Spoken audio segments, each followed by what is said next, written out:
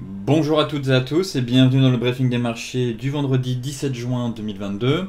Avant de débuter cette émission, comme d'habitude, je vous laisse prendre connaissance de l'avertissement légal sur les risques.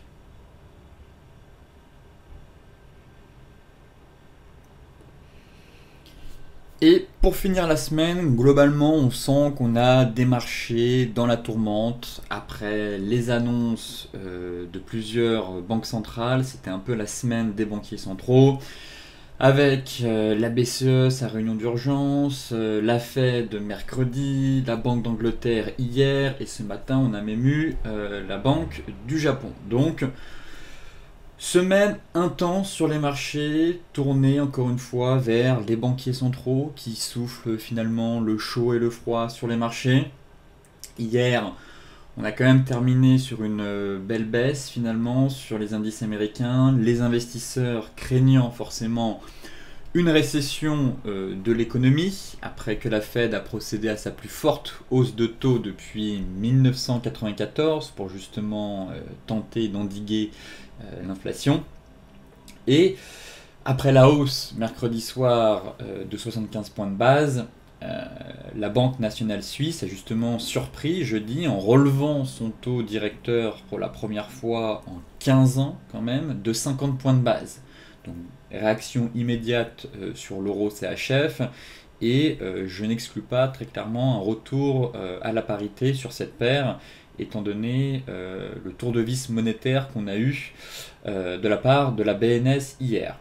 La Banque d'Angleterre, elle, pour sa part, a annoncé jeudi un relèvement d'un quart de point de son taux directeur. Ça reste quand même, c'est quand même plutôt sa cinquième hausse depuis décembre dernier. Et pendant ce temps-là, on a la BCE qui ne fait strictement rien, qui pratique, je dirais encore, la politique de l'autruche, même si elle tente de sortir la tête du sol peu à peu.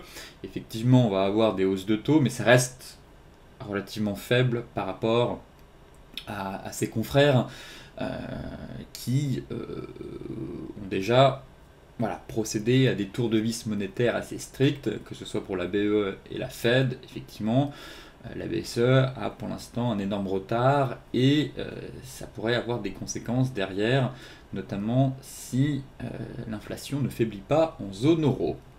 Maintenant, les espoirs que la Fed puisse organiser un atterrissage en douceur, eh bien, j'ai envie de dire, s'estompent et certains analystes et économistes ont estimé que la probabilité d'une récession aux États-Unis était désormais supérieure à 50%. Donc voilà un peu ce qui explique et ce qui fait flancher les marchés. La crainte d'une récession, et cette dernière, bien évidemment, pourrait s'accélérer si la Fed est amenée à procéder à de nouveaux tours de vis monétaires assez stricts, à savoir des hausses de taux de 75 points de base qui, rappelez-vous, il y a encore de ça quelques mois, n'étaient absolument pas envisageables. On était sur du 25-50 points de base, là la Fed nous a dit mercredi, c'est probable et c'est potentiellement envisageable d'avoir une hausse de taux aussi de 75 points de base au mois de juillet. Mais il ne faudrait pas que cela devienne la norme. Encore une fois, pour pas que ça devienne la norme, ça dépendra de la trajectoire de l'inflation. Si l'inflation reste sur ces niveaux élevés, malheureusement, la Fed n'aura pas le choix d'agir et de procéder, encore une fois, à une hausse de taux de 75 points de base. Si on a un repli, effectivement, on pourra commencer doucement, je dis bien doucement, à lever le pied, car l'inflation reste quand même très élevée aux États-Unis, mais aussi en zone euro. Ce matin, en Europe, rebond technique, je dirais, ça manque de conviction, ça manque de flux, ça manque de relais, acheteurs surtout. On est face qu'une petite partie des pertes subies sur l'ensemble de la semaine, face au double risque de l'inflation et aussi de la récession.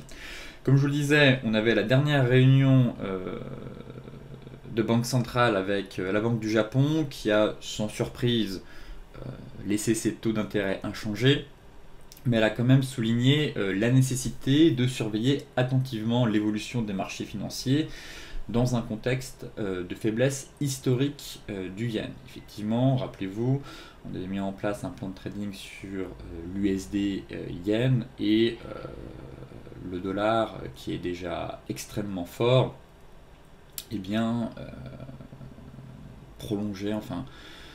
poursuivait son ascension insolente face au yen. Effectivement, le yen est vraiment au tapis face au dollar, mais en même temps, on a deux politiques monétaires complètement différentes. Euh, une Fed qui se montre extrêmement agressive et une BOJ qui est toujours dans une politique monétaire accommodante. Donc forcément, on joue un différentiel de taux sur la devise et quand une banque centrale relève ses taux d'intérêt, eh bien, ça dope, ça booste en quelque sorte sa devise, ce qui explique l'ascension fulgurante et sans faille du dollar par rapport au yen. Maintenant, sur le marché obligataire européen, les rendements italiens, après leur flambée du début de semaine, rappelez-vous, notamment avec l'écart entre les rendements italiens et américains, reculent suite aux déclarations de Christine Lagarde sur le mécanisme qu'elle souhaite mettre en place, donc le mécanisme de prévention de fragmentation que prépare justement l'institution pour les semaines, les mois à venir. Pour finir, on constate finalement que les hausses de taux annoncées successivement depuis mercredi par l'ensemble quand même des banques centrales ont quand même ramené le risque de récession au premier rang des préoccupations des investisseurs, car cela implique des menaces, comme vous le savez, sur les perspectives de résultats et la valorisation des sociétés dans le monde. Donc encore une fois, j'attends avec impatience maintenant les résultats du Q2 pour les sociétés, car à mon avis on risque d'avoir de sacrées surprises et on n'est pas à l'abri d'avoir un été extrêmement chaud sur les marchés. En tout cas, je ne serais pas surpris si pas mal de sociétés déjà qui ont revu leurs résultats à la baisse, on a une série de profit warning durant l'été, donc affaire à suivre dans un mois. Côté macro, ici vous avez deux graphiques. Le premier représente l'indice de la peur, à savoir le VIX, et ici les cycles baissiers qu'ont connus les marchés financiers. Donc, globalement, ce qu'il faut retenir, c'est que va-t-on rentrer dans un marché baissier, oui ou non, actuellement pour le S&P 500, ça c'est les baisses du S&P 500. Donc effectivement on est entré en territoire de bear market. Ce bear market va-t-il se prolonger ou s'arrêter rapidement? Ça personne ne le sait, on n'a pas de boule de cristal, mais en tout cas on peut déjà commencer à comparer les pires drawdowns, enfin cette baisse avec les pires drawdowns qu'ont connu justement le S&P 500 et les marchés financiers. Donc là en bleu nous sommes ici, comme vous pouvez le voir, en bleu, et dans les autres couleurs vous avez par exemple le flash crack qu'on a eu durant le Covid. Vous voyez, pareil pour le crack de 1929-1932, là c'était un crack éclair, mais derrière on est parti dans une phase de grande dépression, donc espérons que les marchés ne partent pas dans cette situation là aussi. C'était l'un des pires cracks que les marchés financiers aient connus, mais globalement on peut déjà comparer les baisses, où est-ce qu'on se situe. Donc là il faut faire attention entre une baisse lente et linéaire, j'ai envie de dire, avec des flash cracks. Voilà. En 2020, c'était un flash crack. En 5 semaines, on a perdu 30%, derrière, on est reparti comme en 40 avec un énorme V-bottom. Là, on n'a pas vraiment de flash crack, on a une baisse linéaire et régulière, un peu comme en 2007-2009, un peu comme en 2000, dans les années 2000-2002, même si on a eu des phases de grosse accélération, pareil pour 2009. Donc, à mettre en perspective avec les autres cycles de marché baissier. Ce qui est intéressant de comparer aussi, justement, c'est le VIX. Beaucoup regardent le VIX, et je dirais qu'on n'a toujours pas de sell-off, vraiment, ou de capitulation importante de la part du marché. Puisqu'en fait, l'indice de volatilité, qui jauge justement la peur, eh bien, atteint généralement plus du double du niveau actuel avant qu'un quelconque répit ne débute. Et là, vous voyez qu'on est effectivement dans une zone chaude. J'estime que si on dépasse les 40, là, le marché rentre en mode panique. Et généralement, la baisse s'accélère violemment. Pour l'instant, on est en mode un peu cocotte minute. Il y a de la volatilité, mais elle se maintient quand même depuis plusieurs semaines sur un niveau clé. Et là, je vous disais justement, les flash cracks, comme c'était le cas du Covid, vous voyez, on a perdu 30% en 5 semaines. Là, on a perdu quasiment autant sur le S&P 500, presque, mais ça fait déjà maintenant depuis le début de l'année quasiment 127 jours, alors que là c'était en seulement 5 semaines à peine. Ce qui montre justement que le VIX explose quand on a une phase vraiment de sell-off, de capitulation de la part des opérateurs. Donc c'était le cas. Malheureusement, je n'ai pas un historique plus long sur ce graphique, mais ça permet quand même de vous donner des repères. Vous voyez qu'ici, on a dépassé la barre des 40, boum, accélération, ça a donné voilà, moins 30% en 5 semaines. Ici, c'était la même chose. Vous voyez, on a commencé doucement en 2007-2009, et là, boum, on casse les Man Brothers. Donc c'était la même chose. Vous voyez, on avait un VIX comme ça, entre 30 et 20, en mode cocotte minute, et à un moment donné, il y a eu un catalyseur, et là, ça a éclaté, et boum, le VIX est monté à 80. Donc là, c'est la même chose qui s'est passé ici. Malheureusement, je n'ai pas un historique assez long pour comparer avec les précédents cycles, mais je pense qu'en 2000-2002, avec l'éclatement de la bulle Internet, on a dû avoir plusieurs phases. Une première phase ici, on voit que ça a vraiment lâché, et une deuxième phase assez longue et douloureuse, avant que le marché ne reparte. Donc vraiment, important de prendre des repères. Finalement, tant que le VIX n'explose pas, difficile de parler vraiment de crack boursier intense, dans le sens où en fait on pourrait avoir une baisse, comme je vous le disais, linéaire, lente et douloureuse. Ça pour le coup, beaucoup s'attendent à des baisses rapides et ça repart. Là, ça pourrait durer quelques temps, le temps de tout l'été, on pourrait continuer à aller à purger, chercher moins 30, pourquoi pas moins 40, avant de repartir. Et comme toujours, on aura un signal qui, selon moi, viendra des banquiers centraux. Donc rien ne presse sur ces marchés. On peut aussi avoir des gros rebonds de 10 à 15% avant de retomber, comme à chaque cycle baissier. Si vous regardez, on avait ici en 2002 des gros rebonds, pareil en 2009, et derrière ça peut retomber. J'estime qu'on aura un signal qui viendra tôt ou tard des banquiers centraux. Soit on arrête la réduction du bilan, on reprend le quantitative easing, soit on lève le pied sur le tour de vis monétaire. Voilà ce qu'il faut attendre. Comme d'habitude, ce sont les banques centrales qui drivent les marchés, donc forcément, le signal de reprise haussière viendra d'elle-même. Ici, pour mettre en perspective un peu la chute qu'on a eue sur l'ensemble des valeurs technologiques, vous devez sûrement connaître l'investisseuse assez célèbre qui gère le fonds ARK Investissement.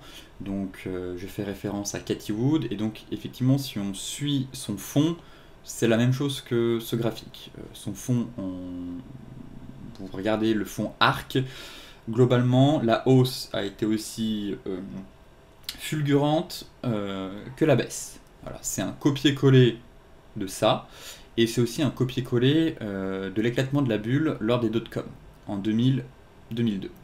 Maintenant, en fait, ici, c'est l'indice des valeurs technologiques non rentables. Et en fait, le fonds de Cathie Wood est composé essentiellement de valeurs technologiques, peut-être des petites pépites d'avenir, mais qui ne génèrent pas de cash, qui ne sont pas profitables. Je pense par exemple à du Virgin Galactic, la société qui veut mettre en place des voyages spatiaux à travers l'espace. Bref, on a eu quelques vols, quelques essais. Tout le monde s'est emballé sur cette société, puis finalement, ça ne génère pas de cash, les vols sont remis à plus tard, donc coquille vide. Donc généralement, c'est un indice, pour vulgariser très clairement cet indice, c'est un indice de coquille vide. Voilà, des valeurs. Ça ne représente absolument pas Apple, Nvidia, Intel, bref, ce sont vraiment des valeurs potentiellement intéressantes, mais qui à l'heure actuelle ne font pas de profit, ne génèrent pas de cash. Et ce qui est intéressant de noter, en fait, c'est que l'évolution du taux à 10 ans par rapport à ces valeurs. Et en fait, on se rend compte que quand l'argent est bon marché, et que l'argent ne coûte pas cher, regardez, c'est le taux à 10 ans ici qu'on est à râler-pâquerette, les investisseurs achetaient n'importe quoi, parce que l'argent n'est pas cher. Quand l'argent et que le coût du crédit devient plus cher, eh bien les opérateurs deviennent sélectifs et vendent les daubes qui ne rapportent rien et sur lesquelles on n'est pas sûr. Donc là, on était vraiment dans une haute spéculation. L'argent pas cher, on achète tout et n'importe quoi. Tant que ça monte, on est dans la spéculation. Tour de vis monétaire, les taux remontent. Ah, attention, on va être un peu plus, on va effectuer une sélection drastique de nos titres et balancer les daubes. Ce qui explique en fait tout simplement la chute assez impressionnante de certaines valeurs qui ont perdu entre 70 et 80%. Tout simplement, l'évolution des taux à 10 ans qui atteignent des sommets, et ce graphique est un peu vieux, puisque là on est sur un taux à 2,75, et maintenant on a tapé les 3,25, 3,30. Mais globalement, la situation reste la même, c'est un mécanisme important à comprendre pour justement mieux cerner l'évolution de marché dans lequel on évolue maintenant depuis le début de l'année.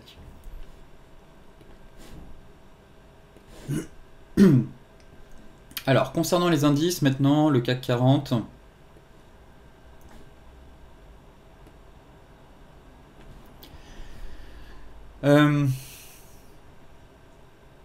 Bon, j'ai toujours une zone ici qui m'intéresse. La zone basse, pour moi, c'est les 5760, 5715. Ça reste ma zone d'achat, vous voyez, que j'ai envie de mettre à profit. On n'est pas loin d'une kit jaune vers les 5800 et d'une MM50. Donc là, j'estime qu'on a vraiment une très belle zone pour se positionner dans pas longtemps. Et la deuxième zone, ce sera les 5500. Donc voilà les deux niveaux qui m'intéressent à moyen court terme pour payer l'indice. Donc là, on a quand même une dégradation. Le fait qu'on soit venu quand même casser les sommets de 2007-2008 et les sommets juste avant le crack dû au Covid. Donc dégradation technique, je dirais. Pour l'instant, on se stabilise. Je n'exclus pas un rebond pour venir combler ce gap avant de repartir. C'est un peu la stratégie que j'ai actuellement. Pour l'instant, on est sur un rebond. On tente d'aller chercher de recasser finalement cette résistance, les 5950, mais ça reste un peu fébrile, je trouve. Effectivement, pour moi, il y a un trade intéressant pour aller chercher un joli rebond avant de revendre. Donc l'idéal pour moi, c'est de tomber en bas pour remonter. Bon, maintenant, si on clôture au-dessus des 5950 ce soir, je reverrai ma copie dans le sens où on pourrait avoir ce rebond un peu plus tôt que prévu. Et l'idéal pour moi était de retomber sur la zone, les 5770, 5716 pour payer et ensuite venir pullbacker l'ancien niveau. Maintenant, si on dézoome un peu en données 4 heures, effectivement, on est en train de valider une divergence. J'évoquais avec vous cette fameuse divergence 4 heures. Là, et le marché est en train de la valider. En tout cas, il l'a validé de justesse.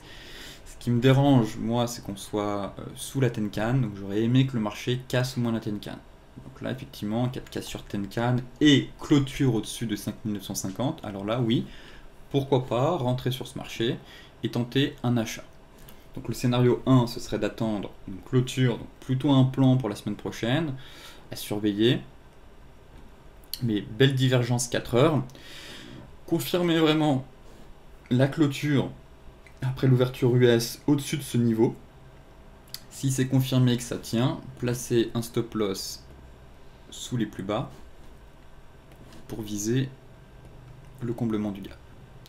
Voilà le plan que j'ai sur le CAC 40 avant de revendre pour viser plus bas.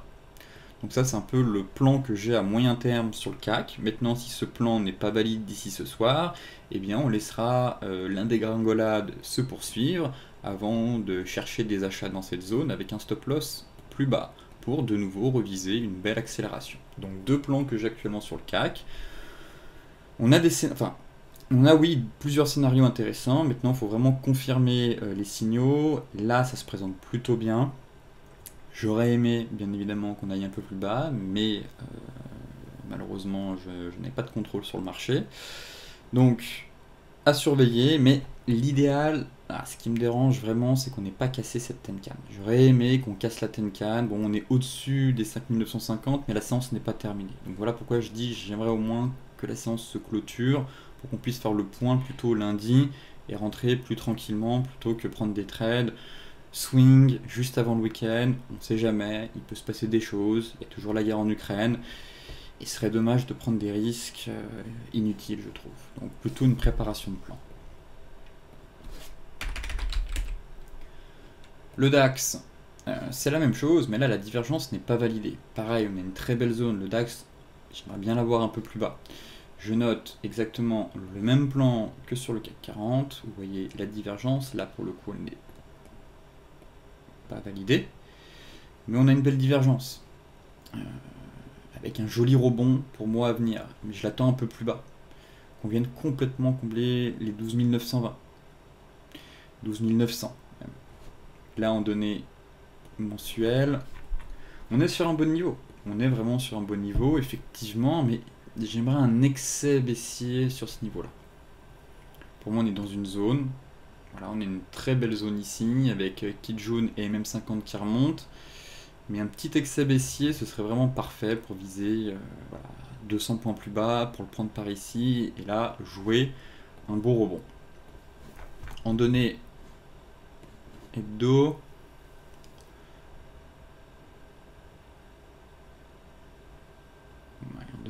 bon, on est un peu sur la MM 200, mais ce serait même le même scénario que le CAC. Jouer un rebond pour venir combler ce gap ici, avant de repartir. Et peut-être viser plus bas derrière, à moyen terme. En données daily, je l'attends un peu plus bas. Pour moi, on a un niveau... voilà. L'idéal, ce serait ici. Là, on est un peu au milieu de nulle part, on se stabilise. Donc, surveillez si on peut l'avoir un peu plus bas. De toute façon, la divergence n'est pas validée. Et si cette dernière se valide, visez les 50%. Même si ça me paraît ambitieux, voyons voir où est-ce que ça se situe. Ouais, ce serait pas impossible. Vous voyez, le niveau des 50%, si on tape un peu le bas de la zone, ça nous donne quoi? Le comblement du gap. Donc là, ce serait vraiment un niveau parfait à aller chercher, comblement du gap, et ensuite revendre derrière, une fois que la moyenne mobile sera descendue. Donc voilà le plan, mais pour l'instant, pas validé, et la divergence n'est pas validée. Donc à surveiller plutôt pour la semaine prochaine. Le Dow Jones. Le Dow Jones, on arrive vraiment sur un bon niveau aussi.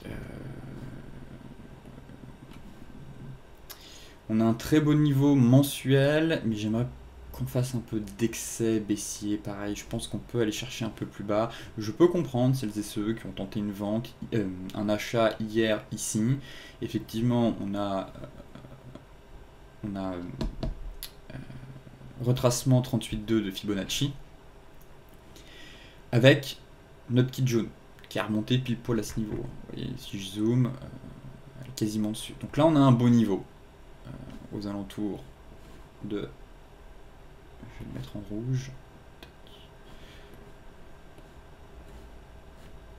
On a un beau niveau, voilà, pour moi, ici.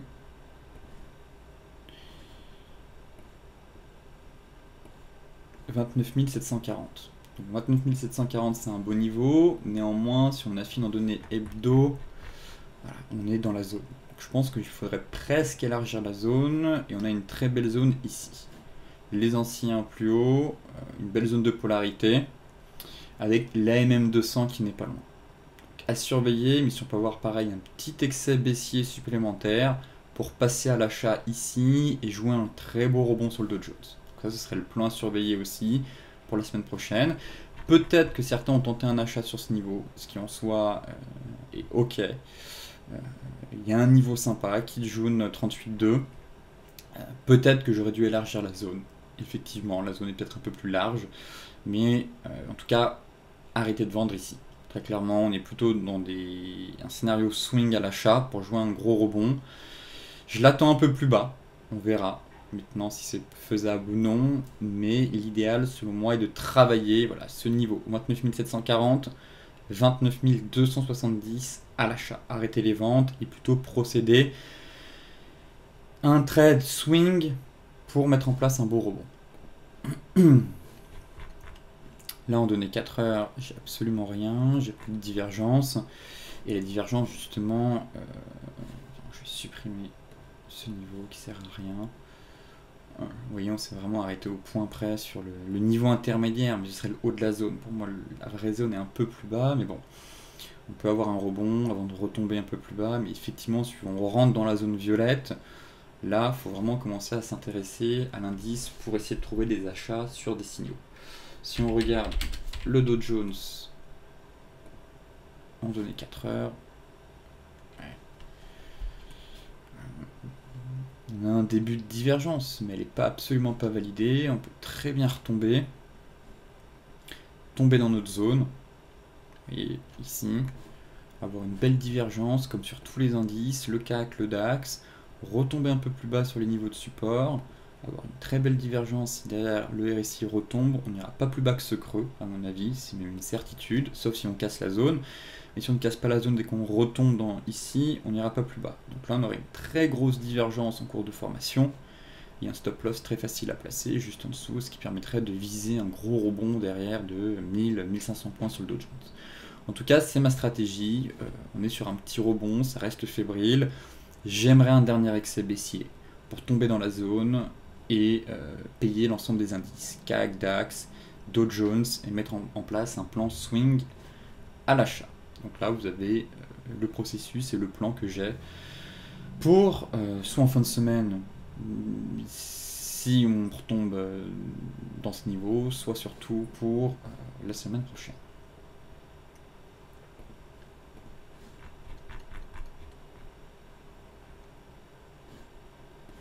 Bon, rien de donné horaire, pour l'instant, on bute sous résistance, hein, des plus hauts et des plus bas, de plus en plus bas. On en avait un creux ici, bon, bah, ça cale pour l'instant. Maintenant, si on peut accélérer pour venir chercher ce niveau, ce serait l'idéal selon moi. L'euro-dollar, on a eu une belle impulsion hier sur l'euro-dollar.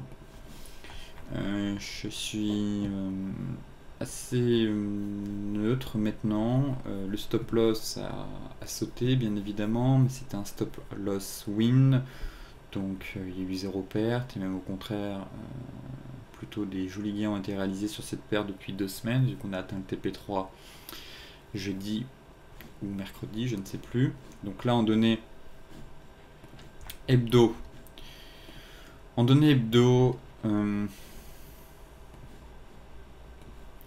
peut-être un range qui pourrait se préparer, vous voyez, borne basse ici, borne haute 1,0774, effectivement. Un début de stabilisation pour l'euro-dollar dans un range assez conséquent. En même temps, on est sur un beau niveau, hein, ici, donc non négligeable, très clairement. On a une belle zone de support. Celui-là, je peux l'enlever. En données daily, très neutre, vraiment sur l'euro. Certes, belle impulsion, mais pas envie d'être acheteur sur ce niveau-là. Pas envie de vendre non plus. Je reste à l'écart. Voilà. Plutôt envie d'être acheteur si on a un range forcément sur la borne basse. Donc ce serait un retour ici. Là, le sentiment qu'on est en fait sur le milieu de range. Et encore une fois, sur le milieu de range, c'est la machine à laver et il n'y a strictement rien à faire. Donc là, je passe mon tour. Si on est dans un range et qu'on arrive ici. Pourquoi pas tenter une vente par ici? Effectivement, on a un niveau intéressant, puisqu'on est toujours dans un canal baissier. Et voilà, qu'on a une résistance dans ce range avec la borne haute du canal. Donc effectivement, si ça remonte ici, je serais intéressé pour tenter une vente sur ce niveau, pour de nouveau aller chercher. Mais pour l'heure, on verra la semaine prochaine, on verra la clôture hebdo, mais je suis assez neutre. Voilà, on a eu une belle impulsion, certes, mais on est sur un niveau qui ne m'intéresse pas. On a juste cassé une résistance au-dessus du nuage, la Tenkan qui est encore... Ouais, Tenkan Kijun qui est au-dessus, donc pour moi, la hausse reste limitée, vous voyez. On a bloqué là-dessus, sous haut de nuage, Tenkan Kijun, à la baisse on a un support. Donc là, ça sent vraiment les portes de saloon. Par conséquent, rien à faire sur cette paire dorénavant. Voilà, attendre un peu que ça se décante, qu'on ait un peu plus de visibilité. Si ça doit retomber, eh bien on cherchera des achats en bas. Et si on doit aller un peu plus haut, eh bien on cherchera des ventes un peu plus haut pour qu'on ait un meilleur point d'entrée, tout simplement. L'AUD-USD, remonter le stop loss, finalement ça a tenu hier. Je trouve que... Alors là, il faudrait qu'on ait une belle clôture hebdomadaire. Ce serait intéressant qu'on ait une clôture hebdo, même daily, au-dessus de ce support. Un TP1 a été pris, on avait remonté le stop loss, on a eu une belle mèche basse, finalement ça tient. Là, pour le coup, il faut clôturer ce soir au-dessus des 69,95. Voilà. On a un niveau de support juste ici. Tac. Voilà. On est au-dessus, ça tient. Bon, il faut clôturer au-dessus de ce niveau pour aller chercher un peu plus haut. Et si on se met donné 4 heures, je pense que vous pouvez remonter le stop loss. On s'était mis à break-even. Prise de bénéfice ici, je vous disais de viser la kit jaune à ce niveau-là. Donc ça, le TP1 est atteint. Maintenant, on peut remonter le stop loss et le mettre en stop loss win. Et faire attention à ce qu'on ne casse pas ce niveau. Voilà, pour moi, c'est le niveau à ne pas franchir. Là même, il ne faut pas clôturer sous ce niveau, ce serait dommageable. Mais à la baisse, voilà. Vous voyez, tac, tac, tac, pullback, ça casse. Donc pour moi, on peut même remonter le stop un petit peu plus haut pour être serein. Voilà, donc stop loss win pour tout le monde. On laisse faire le marché. Et si ça part, eh bien, objectif. On fera un suivi la semaine prochaine, mais aux alentours des 0,71, 30, 71, 75. Et plus si affinité, si on peut aller chercher la borne haute. Effectivement. Le GBP USD, peut-être que certains ont tenté l'achat après la BOE hier, on était dans la zone, en plein dans la zone. Réaction, voilà. Belle réaction même si on est un excès baissier dans la zone. C'était voilà, un niveau dont je vous parlais depuis plusieurs semaines, où je m'attendais quand même à une réaction du marché sur ce niveau. C'était pas évident avec la Fed, avec la BOE plutôt hier, mais on a eu un signal quand même nous permettant de rentrer. Peut-être que certains l'ont vu. Déjà, j'évoquais avec vous l'avalement haussier. Bon, rentrer avant la BOE, c'était risqué. Après, il fallait attendre que le marché digère, mais effectivement, peut-être que certains auront noté l'épaule, tête-épaule qu'on a formé. Et donc, sur une zone, épaule, tête-épaule, avec une toute petite divergence qui a été déjà validée. Ouais, donc là on avait quand même déjà cette petite divergence qui nous donnait quelques signaux en nous disant un creux est en train de se former. Bon, il y avait la BOE, il ne fallait pas prendre de risques, mais après la BOE, effectivement, on a eu quand même, voilà, annonce de la BOE à 13h, hop, le temps que le marché digère pendant 1 heure, finalement ça part à la hausse, et on s'est offert une belle épaule, tête, épaule inversée avec belle cassure. Peut-être que certains ont décelé ce setup, sont rentrés, ont peut-être pris un TP1 par ici. Là, c'est un peu tôt, je trouve, pour remonter le stop loss à break-even. Vous voyez, parce que si vous êtes rentré ici, notre plaquette joue, notre MM50 se situe à ce niveau-là. Donc un peu tôt, l'idéal serait de laisser en données horaires le temps à la MM50 de remonter un peu, la kit jaune pareil, et ensuite placer votre stop loss à break-even. Là, je trouve qu'on est sur un niveau clé. Si logiquement vous êtes rentré à la clôture de cette bougie en données horaires, vous êtes pile poil dessus. Donc un peu tôt, ce serait dommage de se faire sortir. Si vous avez pris des bénéfices, remontez un peu le stop loss. Mettez-le par ici pour l'instant.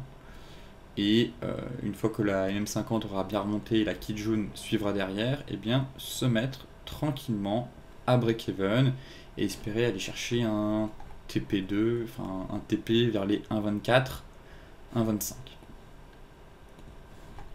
Là on donnait des lignes, ouais, la MM50. Elle va arriver pleine balle, on a une zone par ici, donc l'objectif à la hausse sur cette paire, c'est de venir, voilà, la M50 devrait baisser, elle va taper par ici, donc si on clôture au-dessus de notre Tenkan et notre Kijun, c'est parfait, objectif 1,25,15, 1,24, 63. Le gold, le range toujours.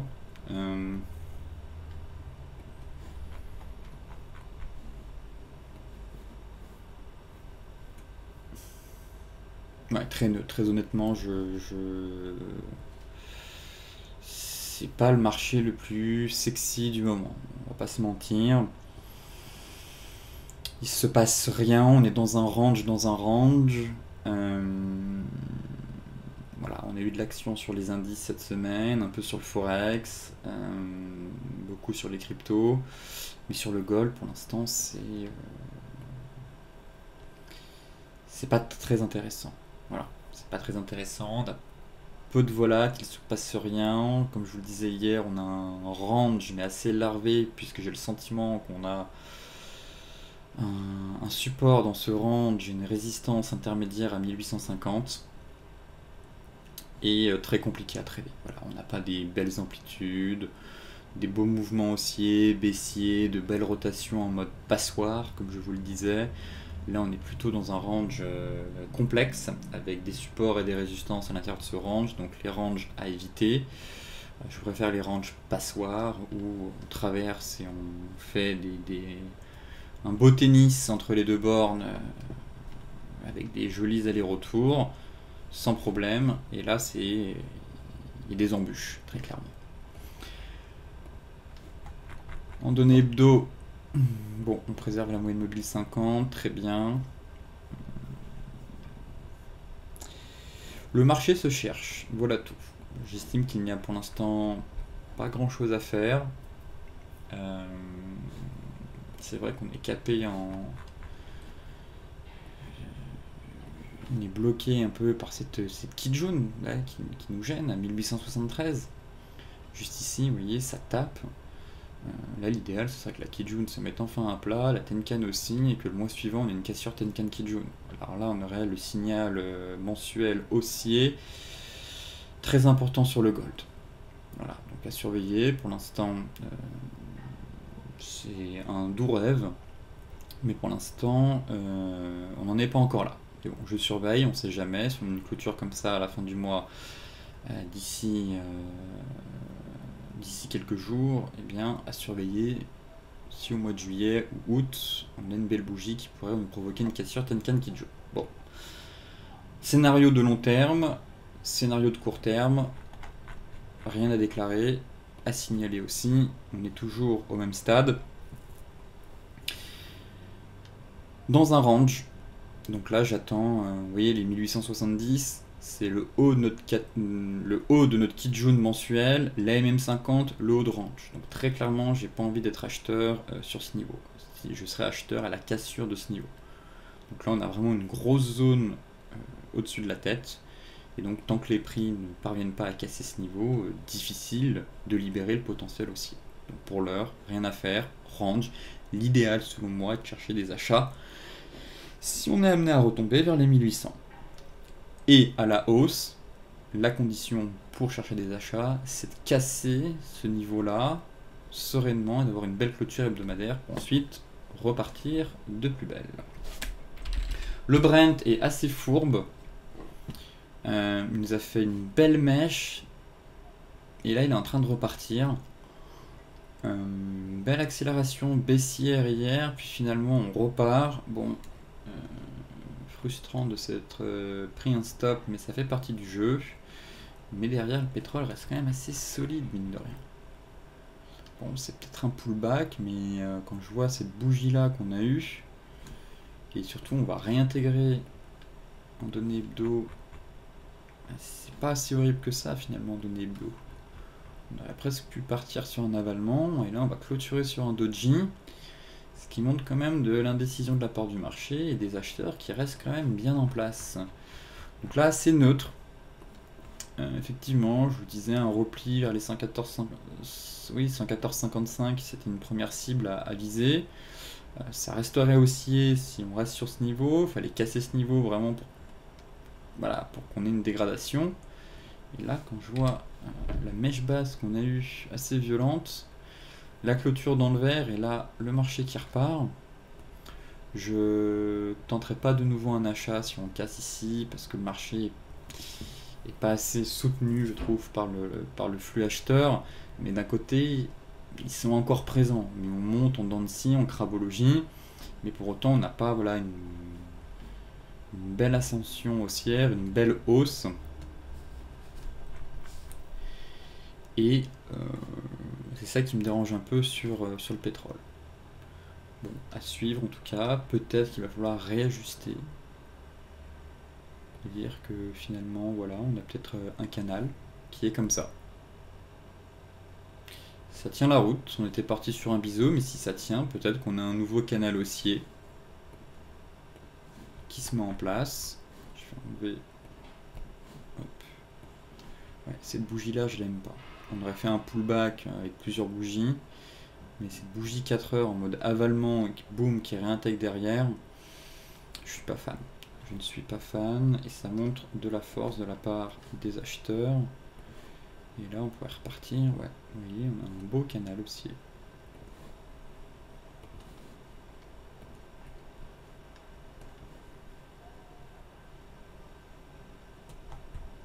Bon, j'arrive pas à supprimer mon... Voilà, ici.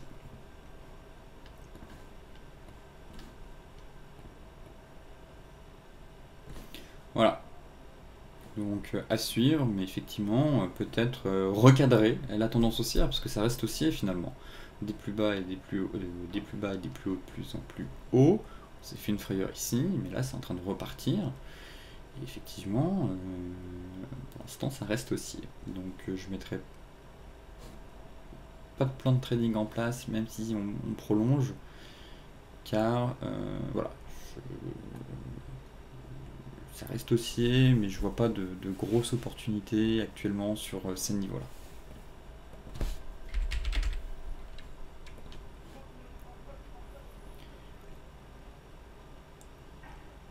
Bon, là, surveiller pareil, hein, c'était censé être une sortie de biseau. Ça tient encore la route, je trouve, mais bon, cette bougie 4 heures est vraiment assez violente et on n'est plus vraiment sur un pullback. Même s'il y avait un objectif à 105, un objectif théorique. Est-ce qu'il faut réajuster là aussi?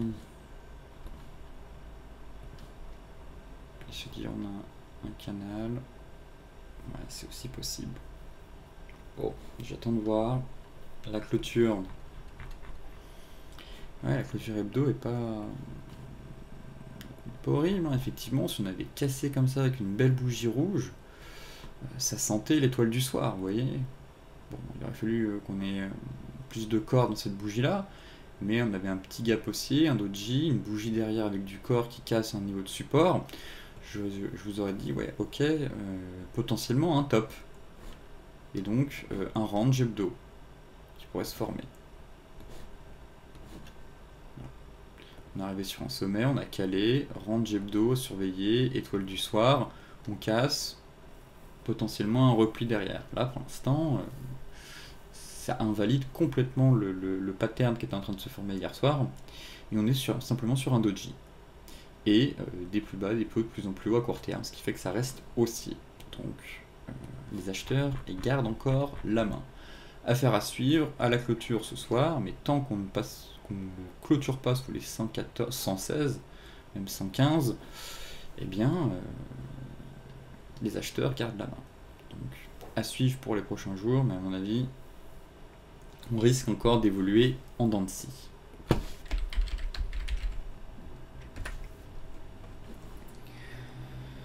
Le BTC, peut-être que certains ont tenté un achat. On arrive sur un niveau clé, je peux le comprendre. Il y a un double creux qui est en train de se former là aussi. Le stop loss est pas cher, je le redis encore. Effectivement, par rapport au potentiel de hausse, le stop loss sous la zone. Pour rappel, hein, la zone c'est les anciens plus hauts historiques, mais c'est aussi le haut de canal, le bas de canal en échelle logarithmique, couplé à cette zone-là, en données hebdomadaires.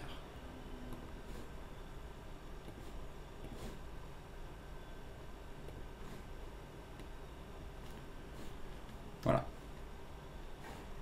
Donc le bas de canal, cette zone, on est venu taper le haut de zone, ça tient, le stop loss est pas cher effectivement, si on doit repartir un peu plus haut, il y a potentiellement un joli trade à faire sur le BTC. Donc à vous de voir. Et voilà un niveau si on doit. Si vous êtes intéressé pour des achats, effectivement c'est sur ce niveau-là. pour accumuler même. Derrière, bon, ce sera un peu plus bas. Comme je disais, c'est si on valide, si on a vraiment un double sommet, effectivement, je viserai derrière. Si on casse ce niveau et on a un double sommet. Pour l'instant, j'estime qu'un rebond est envisageable. Maintenant, si derrière, les marchés continuent leur dégringolade, effectivement, je verrai bien le BTC aller chercher la zone de polarité à 13K qui correspond à l'objectif théorique de ce double top. Là, en données daily, bon, ça tient, la zone est juste en dessous. Et en données 4 heures, ouais. Là, j'aime bien ce qu'on est venu faire ici. On a eu un bel avalement 4 heures. Potentiellement une divergence plus grosse. Enfin, ici, du coup, sur ce sommet-là. Mais même schéma. Une divergence. Voilà. Ici. Une divergence, avalement, quasiment en étoile du matin doji. Grosse zone. Derrière, ça pourrait faire un joli double creux. Si ça repart. Et donc, aller chercher en TP. Je vais y arriver. Et punaise. Et aller chercher un TP. Bon, j'aurai 24 000 dans un premier temps et ensuite vers les 25 000. Donc effectivement, le stop est pas cher. Pas envie d'être vendeur clairement sur un tel niveau. Mensuel, hebdomadaire, une divergence en cours de formation, un chandelier, un double creux, un début de phase de stabilisation, bref. Je sens que le marché pourrait être mûr pour un rebond. Je ne dis pas une reprise haussière et on repart pleine balle, mais après une dégringolade de 10 000 $ en ligne droite, un rebond technique est envisageable sur ce marché. L'Ethereum, c'est la même chose. Voilà. Vous voyez, la zone à 1000 $, le double creux qu'on pourrait former derrière pour revenir sur les 1412, la divergence elle aussi, notre belle zone hebdo, 980 000 $. Donc pareil, hein, c'est du copier-coller actuellement. Le schéma est le même, choisissez votre actif, peut-être les deux, peut-être qu'un seul, soit le BTC, mais voilà, pour moi on est sur un niveau clé, un objectif majeur a été atteint, et vraiment en extrême survente, on est une belle zone, des signaux haussiers qui se mettent en place sur des unités de temps un peu plus courtes, horaires, 4 heures, avec les doubles creux, les divergences, donc ça me plaît bien. Effectivement, ici je ne mettrai pas en place un plan vendeur en disant ça casse, en mode je vends un support mensuel. Peut-être qu'on ira plus bas. Effectivement, on peut très bien aller à 822, 690. Mais à court terme, je vise quand même un rebond avant une rechute, si rechute il y a. Donc là, j'estime que voilà, le marché est en train de former quelque chose d'intéressant, pouvant permettre de reprendre un peu de hauteur sur l'ensemble des cryptos après la belle purge qu'on a eue fin de semaine dernière et toute cette semaine.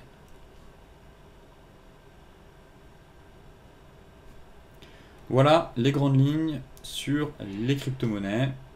Sur ce briefing des marchés touche à sa fin. Je vous souhaite une excellente journée, de très bons trades, un très bon week-end et je vous dis à lundi pour un nouveau point complet sur la planète finance.